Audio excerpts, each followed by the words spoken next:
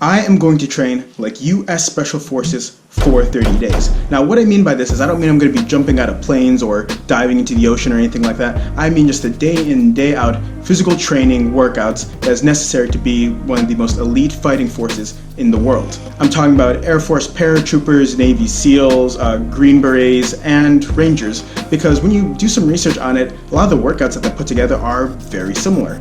So what they say is to get to that sort of level, if you want to even become a candidate, you need to be able to do 100 push-ups in 2 minutes timed, 100 sit-ups or crunches depending on the branch, 2 minutes timed. You need to be able to run 5 miles in under 40 minutes, and there's some other things that go along with that. A couple exercises that you probably would find in the normal PT schedule for one of these guys is ruck marches and swimming. I'll be doing neither of those because, again, middle of winter, don't have access to a pool. And the ruck marches I hear can be pretty taxing on your body. Not only do I not have the equipment, I don't want to kind of go buy, a pack that I can fill with weight. I hear that it can be pretty bad on your joints and stuff, and it's just like, I don't have to do it, so I'm not going to, if that makes sense. What I will be doing specifically is Monday through Friday, 5 days a week, I will be running at least 3 miles or doing some sort of long form cardio. Right now, it's Michigan in the middle of winter, so I might not be able to run outside all the time, but we do have an elliptical machine that I'll use very sparingly, hopefully only in cases where there's just too much snow or ice on the ground or it's like negative 20 out and I absolutely cannot run outside. Other than that, I'll be doing runs outside. In addition to that, 3 days a week, I'll be working on my push-ups, my pull-ups, and I'll be doing body weight squats. So originally I did mention sit-ups, however the military started to phase out sit-ups as an exercise. So instead of doing sit-ups, I've pulled squats in from the Murph. If you look at the Murph exercise, it's a 1-2-3 ratio of pull-ups, push-ups, squats, so I might as well keep that same ratio and do 3 times as many squats as I do pull-ups. How I'll be organizing this is I'll have sets where one set is 10 pull-ups or chin-ups, 20 push-ups, and 30 squats. And I'll repeat that set as many times as I can. Hopefully by the end of the 30 days, I'll be able to do 10 sets in under 30 minutes, hopefully. And then when I time myself in these exercises, I'll see some improvement. On Tuesdays and Thursdays, when I'm not doing those exercises, I'm just gonna be doing a sort of Tabata core exercise. It'll be like a 5-10 minute, high intensity core training. That way I can extend the length of things like planks, and I'll probably be able to do more sit-ups and stuff like that, but I might not actually test the sit-ups.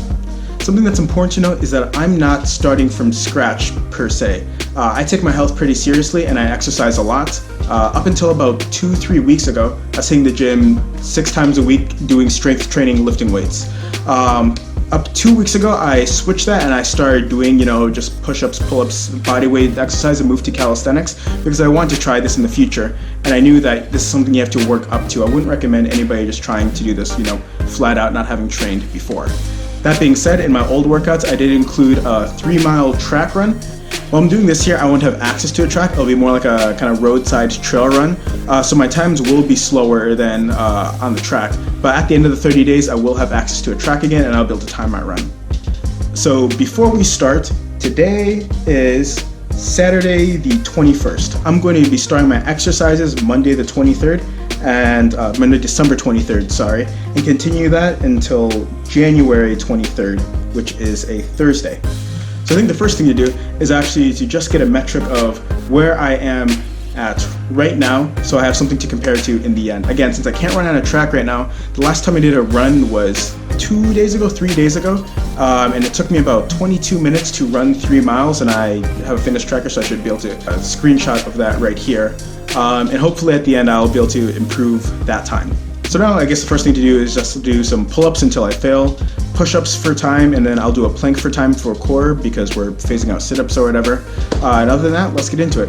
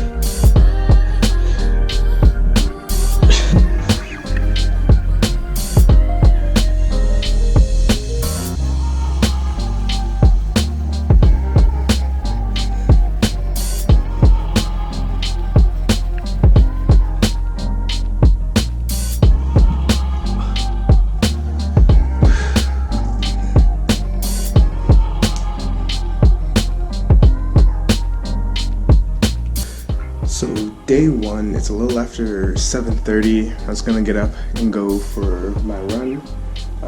Check the weather. It's 30 degrees out, which is perfectly fine to run in if you got, long winter stuff, which I do have. But it's gonna warm up more, about 2 to 50 degrees, and so I think I'll run then.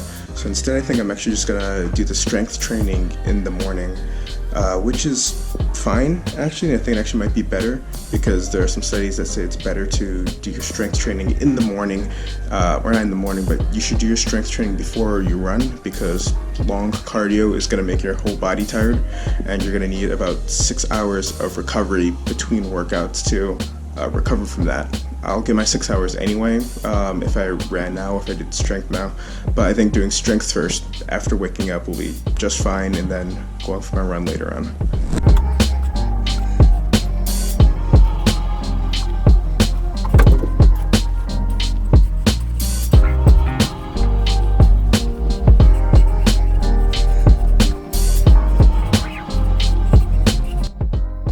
Okay, so it's Tuesday, which means it's core day.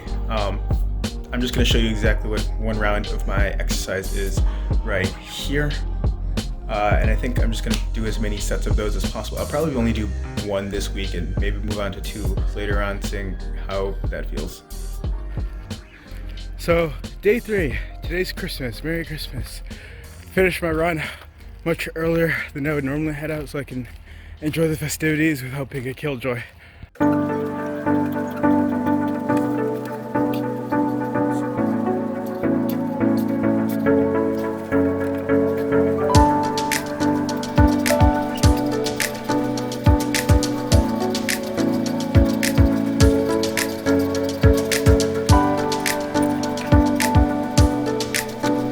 So it's the end of week 7.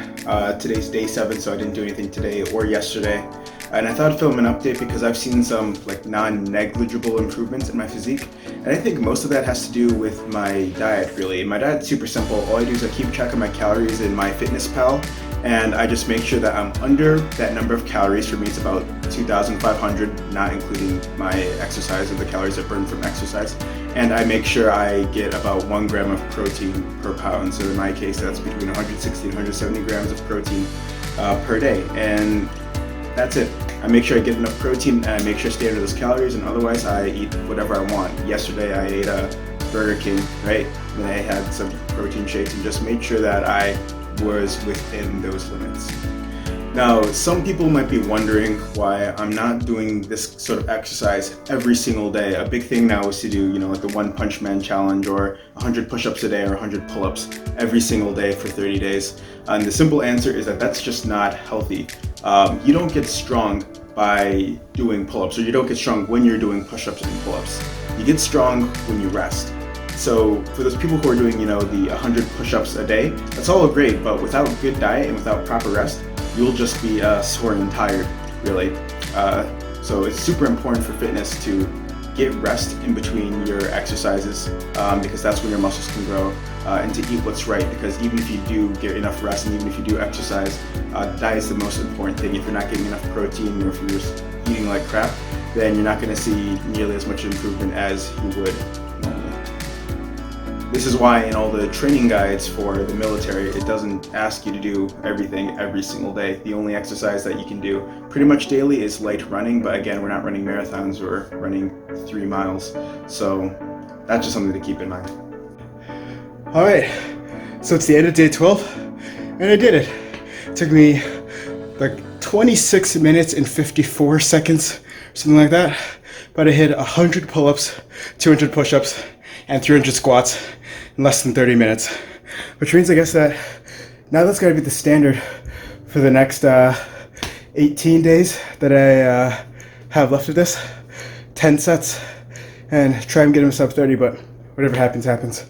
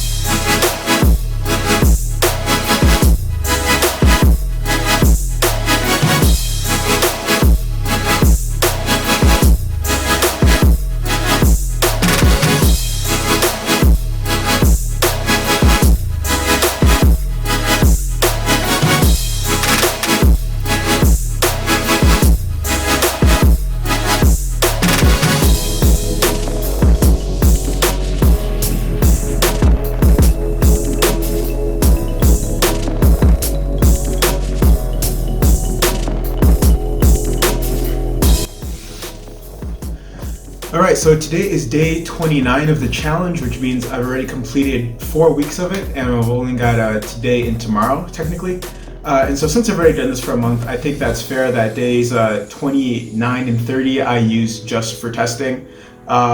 One thing is that yesterday I flew all the way across the country to go back to school, so I'm kind of sore, kind of tired. I cannot see myself running 3 miles and doing 100 pull-ups and all that. I just don't see that happening today.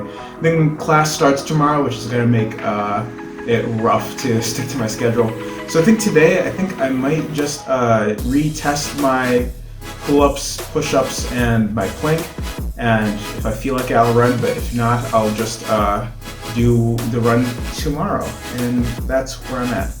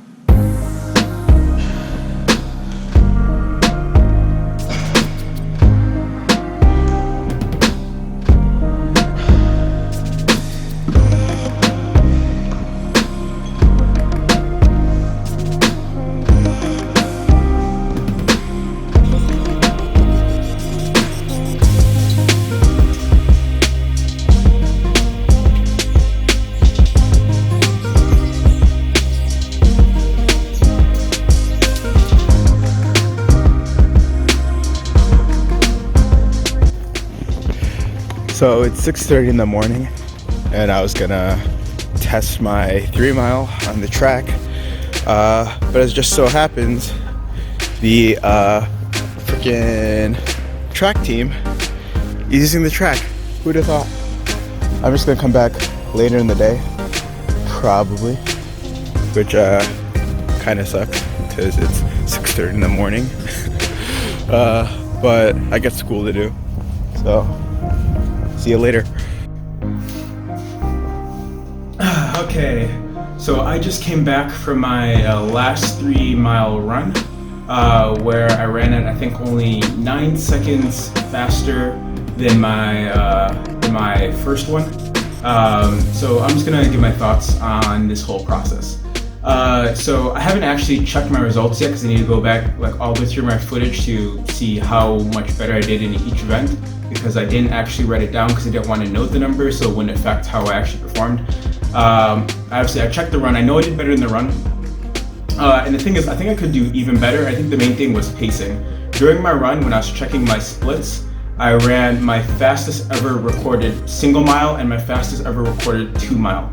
If this was just the 2 mile test, which is the standard physical fitness distance for the Army, I'd have blown my own results out the water. But I think because I was running so fast initially, the last few laps were slower than my average, bringing down my time. So 9 seconds faster is, I guess it's something, it's improvement. But I think if I were to run this again, tomorrow and the next day, since I haven't been running on a track for the last 30 days, I've been running either outside or using an elliptical. Speaking of elliptical, I relied on it more than I would have liked to, but I couldn't do much about that because of the weather at home. And granted, ellipticals they're great for cardiovascular fitness, and using an elliptical at a similar intensity that you would on a run does a lot of the same stuff. But the best way to get faster at running is running, and I just couldn't do that. The next thing to think about is my push-ups. I don't know actually if I did better on my push-ups. I think I did, and if I did, it's only by a couple. But I did do better on that. I did alright on the pull-ups. I did 20 pull-ups versus originally I think I was definitely in the teens. And the reason I didn't do so well on push-ups, I don't see as much improvement, is because I think I was scaling the push-ups with the pull-ups and the squats. What that means is that originally when I was doing 10 pull-ups and 20 push-ups, I could do 10 sets of 20 push-ups without failing. I cannot do 10 sets of 10 pull-ups without failing. After the first 2 or 3 sets, I then have to do like 8 pull-ups and 7 pull-ups and 6, and then catch up on the rest of them. A better way to increase my my pull-ups, or the amount of push-ups I can do in 2 minutes, would be to increase the amount of push-ups independent of the pull-ups. As in, I should have probably been doing at least 25 push-ups a set. Right now, I'm still only doing 22 push-ups a set. Increase that to 25 push-ups a set. Increase that to 30 push-ups a set, while maintaining my 10 or 11 pull-ups per set. But because everything was pinned together, I didn't improve on my push-ups when I was already pretty good at them. My core, I'm pretty sure I did a lot better on the plank than previous, and that's just normal core exercise. Looking at the process overall, I think at least it's something I did. It was cool, I guess. But like I said in the beginning of the video, you gotta keep in mind that I'm not even doing all of the exercises. I'm not doing swimming. I'm not doing ruck marches. And also, when it comes to the runs and the push-ups and everything, I'm just trying to hit the minimums here, the minimums that you want to do if you want to even be considered. Over time, you need to go up to your 5 mile. You need to run 5 miles as a male, 5 miles in less than 40 minutes, which I think I can do because I'm already hitting less than 23 minutes on 3 miles. So that's 18 minutes left to do 2 more miles. I think I could hit that, but obviously I haven't tested it. But for me, the biggest issue is just so tiring. I was over winter break, so it was easy for me to, I could work out anytime I wanted because that was the only thing I did in the day. I would do my cardio, I would do my strength training or endurance training, and that was it. I didn't have a job to go to, I didn't have homework to take care of. I was just living at home for a month and thought this would be a cool thing to do. Actually, coming back to school, this is not something I'm going to be able to keep up. I'm going to keep exercising. Fitness has always been kind of important to me. But what I think I'm going to do is I'm start working on running longer distances. I need to work up to that 5 miles.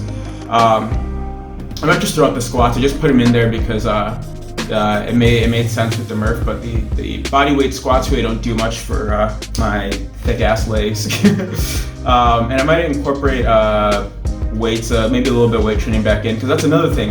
You gotta realize that these guys, including all this, they probably are still hitting the weights. Being, incredibly freakishly strong is actually not that important in the military because, we're not fighting with swords anymore, right? It's much more important to be able to run long distances and endure walking with 40 pounds for hours than it is to be able to squat 400 pounds because that's just not realistic anymore. But in the end, I don't know, this is cool. I'm gonna have a beer. See you in the next one.